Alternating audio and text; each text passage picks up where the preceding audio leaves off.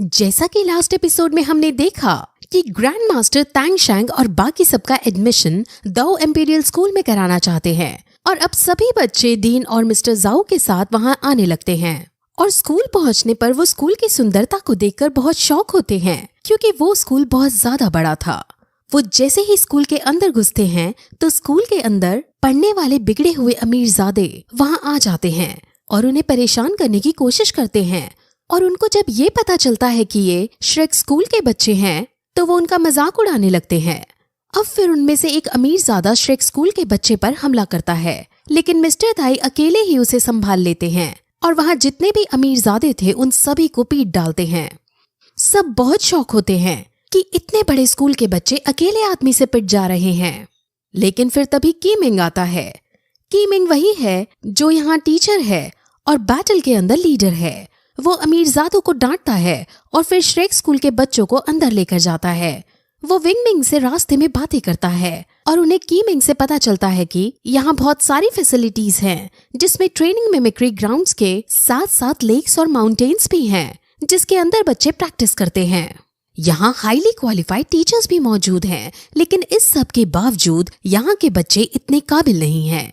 यहाँ के बच्चे बिगड़े हुए और मेहनती कम है, जिस वजह से इस स्कूल को क्वालिटी के बच्चे नहीं मिल पाते और जो बच्चे क्वालिटी के होते हैं उनकी संख्या बहुत कम है। इसीलिए कीमिंग श्रेक स्कूल के बच्चों को यहाँ लाया होता है ताकि इस स्कूल को काबिल स्टूडेंट मिल सके। अब वो इस स्कूल के बोर्ड मेंबर्स के पास पहुंचते हैं और वो बोर्ड मेंबर्स उनसे मिलते हैं। वो 3 लोग थे और वो तीनों बहुत ज्यादा स्ट्रांग थे। वो सब अपना अपना इंट्रोडक्शन देते हैं और अपनी अपनी रैंक बताते हैं, जिसमें से अब फिर वो बोर्ड मेंबर्स जब अपनी रैंक बताते हैं तो सब बहुत शॉक होते हैं क्योंकि उनकी रैंक 86, 83 और 85 है। अब बोर्ड मेंबर्स बहुत इज्जत के साथ सभी टीचर्स का वेलकम करते हैं और उन्हें हॉल के अंदर बैठाते हैं। अब वो सब आपस में बातें करते हैं और हम यहाँ भी देख सकते हैं कि डीन को अभी भी श्रेक स्कूल के खत्म हो जाने का दुख है। अब उसमें से एक बोर्ड मेंबर खड़ा होता है और वो ग्रैंड मास्टर से उसके बारे में पूछता है, जिसके बारे में उसने ये सुना था कि एक बच्चा कंट्रोलिंग ब्रांच का है और सबसे स्ट्रांग है। अब जैसे ही तैंग शैंग सामने आता है वैसे ही वो तैंग शैंग पर अपनी एनर्जी छोड़ने लगता है और सब समझ जाते हैं कि ये तैंग शैंग की एबिलिटीज को टेस्ट कर रहा है। तैंग शैंग जो भी दर्द हो रहा था वो सब सहता है, लेकिन फिर जब बोर्ड मेंबर अपनी एनर्जी की लेवल एक एक करके बढ़ाने लगता है तो तैंग शैंग को और दर्द होता है और उसकी स्पिरिट सोल बाहर निकलने लगती है और फिर वो अपनी एनर्जी की लेवल को बहुत ज्यादा बढ़ाने लगता है। लेकिन अब भी तैंग शैंग उसकी एनर्जी को सहन कर पा रहा था। ये देखकर सब बहुत खुश होते हैं और बोर्ड मेंबर्स समझ जाते हैं कि तैंग शैंग कितना शक्तिशाली है और श्रेक स्कूल के बच्चों को ट्रेनिंग देकर उनको कितना फायदा होने वाला है। अब वो सब बात कर ही रहे होते हैं कि तभी वहाँ हॉल के बाहर से एक बहुत ताकतवर ग्रैंड सोल लैंड मास्टर आता है। उसके साथ उसका भांजा भी था और ये भांजा वही अमीरजादा है जिसने अभी अभी मिस्टर दाई से मार खाई थी।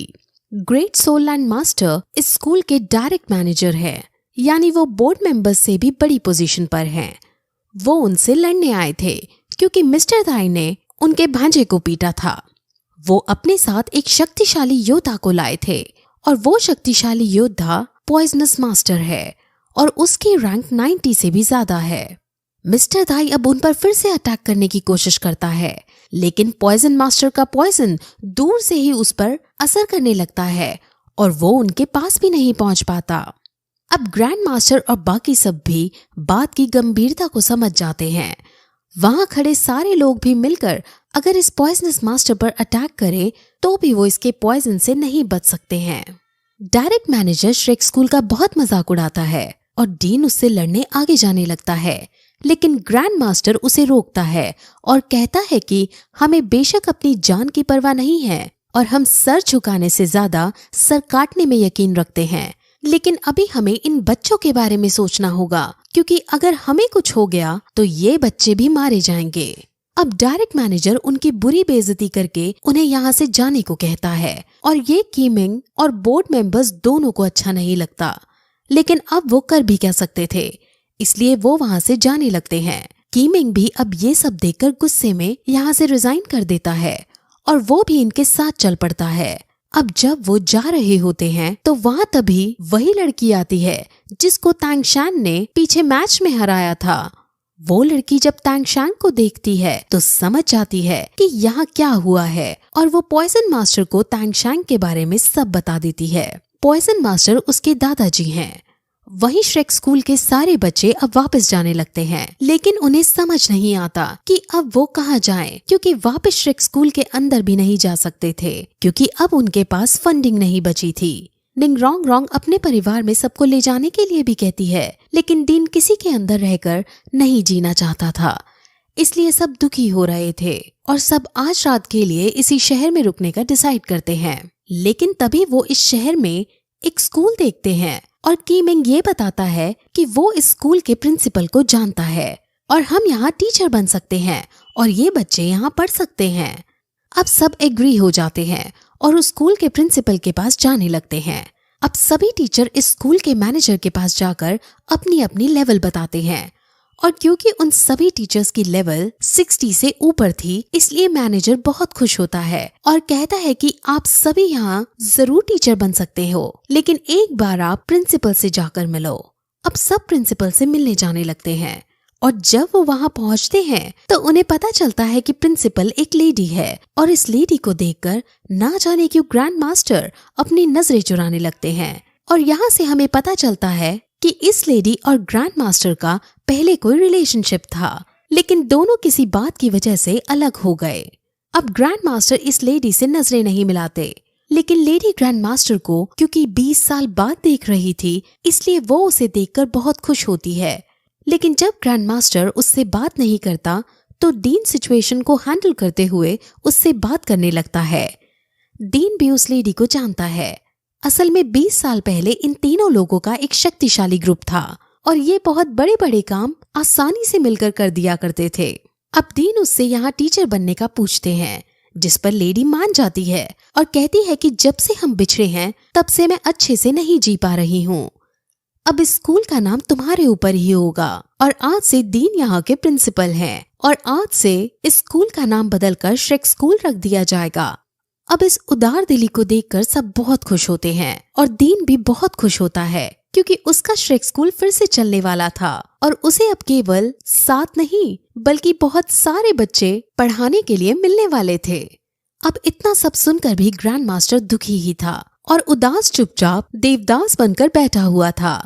अब फिर सबके लिए मेगा डिनर अरेंज किया जाता है और सभी बच्चे खाना खाने लगते हैं, लेकिन ग्रैंड मास्टर जो दुखी हो रहे थे वो तांगशांग को अपने पास बुलाकर अपना दुख शेयर करने लगते हैं, क्योंकि दुख बांटने से कम हो जाता है। वो तांगशांग को अपनी स्टोरी बताते हैं कि कई सालों पहले वो जब छोटे थे तो उसकी स्पिरिट सोल म्यूटेट हो गई थी, जिस वजह से वो और ज्यादा कल्टीवेट नहीं कर सकता था और इसलिए उसने थियोरेटिकल नॉलेज लेने का डिसाइड किया और वो अपने घर को छोड़कर हमेशा के लिए दूसरे शहर में आ गए। वहाँ उसने कई सारी विद्या प्राप्त की, लेकिन एक दिन उसको कुछ शक्तिशाली बच्चे मिलकर पीटने लगे और तभी वहाँ एक बहुत ज्यादा स्ट्रॉन्ग बच्चा आया और उसने मुझे बचाया और वो स्ट्रॉन्ग बच्चा डीन फ्रेंडर ही है। जब से ग्रैंड मास्टर और डीन की अच्छी दोस्ती हो गई और डीन अपनी ताकत के दम पर और ग्रैंड मास्टर अपनी नॉलेज के दम पर अपना नाम बनाने लगे। और फिर उन्हें एक दिन एक लड़की दिखी जो बहुत ज्यादा स्ट्रॉन्ग थी और बहुत सुंदर थी। हम दोनों का ही दिल उस लड़की पर आ गया था और हम दोनों ही उससे प्यार करने लगे और फिर हमारी एक टीम बन गई और हम मिलकर गोल्डन आयरन रिंग के नाम से जाने लगे। लेकिन एक दिन डीन ने उसे जाकर प्रपोज कर दिया। लड़की डीन को नहीं बल्कि मुझे पसंद करती थी और जब उसने ये बात डीन को कहा तो उसे बहुत बुरा लगा, लेकिन क्योंकि हम सब अच्छे दोस्त थे इसलिए डीन ने इस बात का गम खोल कर पी लिया और मेरी शादी फिर उसने खुद अपने हाथों से करवा दी और उसे भाभी कहकर पुकारने लगा। लेकिन शादी के तुरंत बाद वहाँ उस लेडी के घर वाले आए और वो उसे जबरदस्ती ले जाने लगे। डीन जब तक एक यंग बच्चा ही था और उसने जब रोकने की कोशिश करी तो उसके घर वालों के सामने उसकी ना चली। असल में अब ग्रैंड मास्टर को शादी के बाद ये पता चला था कि लड़की और कोई नहीं बल्कि ग्रैंड मास्टर की ही एक कजन है और ये सुनकर उसके होश उड़ गए। वो बिना कुछ कहे वहाँ से चला गया और वो लड़की हालांकि ग्रैंड मास्टर के साथ भाग जाना चाहती थी, लेकिन ग्रैंड मास्टर को समझ नहीं आ रहा था कि वो क्या करे, इसलिए वो हमेशा के लिए उससे कनेक्ट तोड़ देता है।